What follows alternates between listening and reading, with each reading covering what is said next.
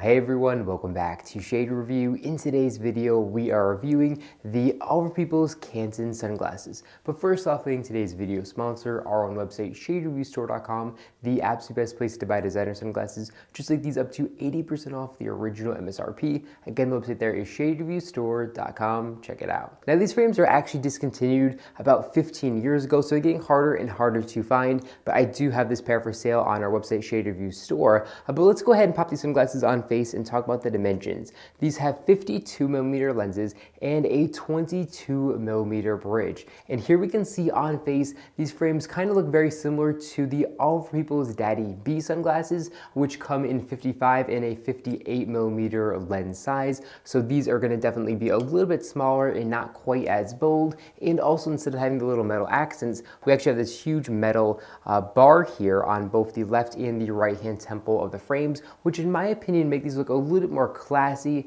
and less bold than those Daddy B frames. Now, if we take a closer look here at the bridge, we can see that kind of classic iconic keyhole style bridge, which I think suits these frames really well. And then moving down to the outside hinges and outside temples, we can see this little metal bracket that reaches from the top of the frame all the way to the outside temple is going to be made out of metal, and that is actually the only place where these frames make contact with the temples. So because of that design, there's just going to be a little bit of play here because there's only one screw that is holding the fronts to the temples. So if I move the back here, we can see just a little bit of extra movement because again, there's just this one tiny screw that's holding this all in together. So definitely a very weak point that could definitely fail if you do kind of abuse these frames over time. If you own a pair or are thinking about buying a pair, definitely be more careful with these than with other pairs of All Over People's sunglasses because of this potential failure point. Now, as far as the looks go on face, I think these frames look really nice and refreshing. They just are a very good looking pair of sunglasses, and they almost kind of remind me of the Persol 649, but not quite as bold and masculine. You don't have all those metal accents or the Persol Supreme arrows or the Victor bridge system. You don't have any of that with this pair of sunglasses, but they do still kind of have that styling of those classic 649 frames. So this is a really kind of classy compromise if you're looking for something as an alternative to those frames. Now, moving down temples, we can see a metal stem that runs all the way through the acetate, and the metal stem allows you to heat up the frames and then bend these frames and give a custom fit to the face, and they're going to hold that adjustment, which is really nice. And of course, you can also adjust these ear rests as well. Just completely adjust these frames to give them a custom fit. And then if we take a look here at the outside left temple, we can see an embedded All Over People's logo there for authentication purposes as well.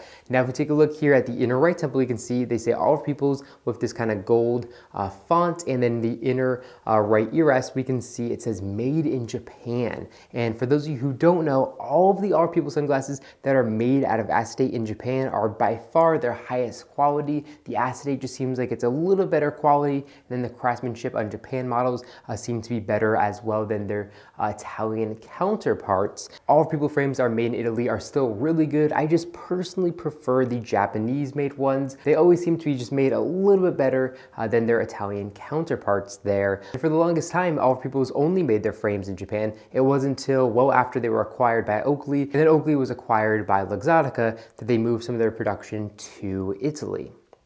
Now, as far as the hinges go, these have very simple 3-barrel all-metal hinges, and they feel really good when opening up and closing them. But again, there is just a little bit of play here in the front bracket, so that makes them feel a little bit, worse because of that. But when you're not applying a up or down direction to the hinge, they just feel really nice and premium. And then if we take a look at the inner left temple of the frames, we can see the lens size and bridge width with the model name and the frame color, and that's all the information that's in there. And that's because this is a pre-Luxottica pair.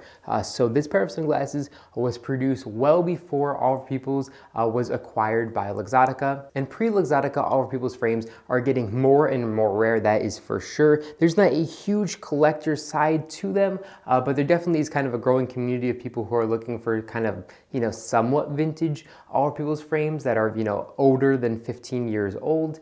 and these definitely would fit that mark, being a pre-Luxottica pair of frames. Now, as far as the optical quality goes, these have very good lenses. Everything is really clear, and these have these brown lenses, and the optical clarity is very good. They're also going to block 100% of UVA and UV rays, which is extremely important for your eye health. This particular pair is non-polarized, and I'm not sure if they made polarized pairs of these frames, but the lenses here are actually made out of a CR39 lens. So that's going to be a plastic polymer lens, and that's going to be extremely lightweight. So you can wear these frames all day long, coming in at 33 grams. So that's why all people decided to go with these polymer lenses versus the glass lenses, just like the All People's Daddy B have a polymer lenses or CR39 lenses. That's what these have, and it makes them much more dayliable. But of course, they're not going to have quite as good scratch resistance as glass, and the optical clarity isn't going to be quite as good as glass lenses as well. So it's kind of a give and take between glass lenses and CR39 lenses. But overall, I think it's a really good looking pair of frames. I really do like these, and again, I also do like that they are pre-Luxottica as well. Now, as far as coverage from sun goes, these offer about average coverage, I would say. So here up top, we can see there's a pretty big gap that lets sunlight in unprotected, and then here on the sides, again, there is a really big gap that does let sunlight in unprotected. So definitely not the best coverage from sun, so not extremely practical as far as that goes. And if you are interested in compare these frames for yourself, I'm going to leave a link in the description down below directly to our website where you can pick up this exact pair for a huge discount off the original MSRP. But this particular pair doesn't come with the original box or anything like that, and they are probably a 9 out of 10 as far as quality goes because they are used. But still, yeah, a beautiful pair of frames, and I figured I would make a review over these in case anybody's interested in picking up a pair. But that's all, guys, for this video. Let me know what you think about these frames in the comment section down below. Do you like these better than the Daddy B, or do you like them worse? I'm very interested to know. Well, that's all, guys, for this video. If you enjoyed it, make sure to give me a big thumbs up down below, and of course, make sure to hit the subscribe button, and then you'll be notified every single time I upload a brand new video just like this one to our YouTube channel. Again, thank you all so much for watching, and I'll catch you all in the next one.